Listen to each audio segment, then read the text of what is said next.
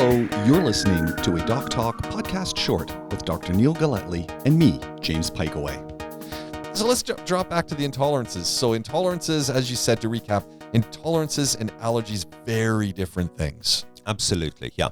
So with intolerances, it's got nothing to do with the immune system.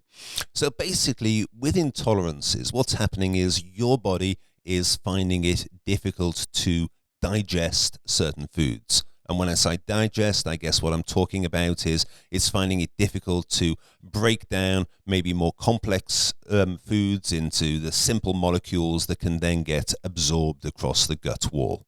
So dairy is a common example. The sugar in milk, lactose, is basically, if you look at the chemical structure, it's a double sugar joined by a chemical bond. And our guts secrete an enzyme called lactase that breaks down that bond and turns the lactose sugar into simpler sugars that our guts can then absorb, because guts can't absorb lactose. So when you have dairy intolerance, when you have lactose intolerance, you're not making the same amount of that enzyme to break it down. So lactose is staying in the gut. Now, like I say, it's not getting absorbed. So instead, it passes further down the gut.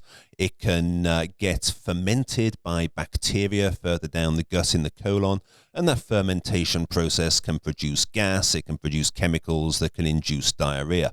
And those are often the typical symptoms of intolerances. People will start feeling gassy and bloated, maybe, let's say, half an hour or an hour after ingesting the food that they're intolerant to.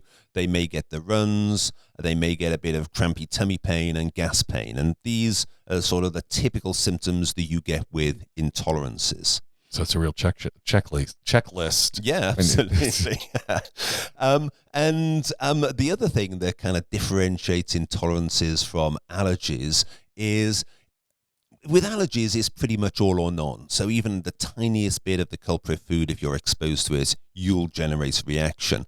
With intolerances, you generally have a certain level that your gut can put up with, and only if you exceed that level of intake will you start getting symptoms.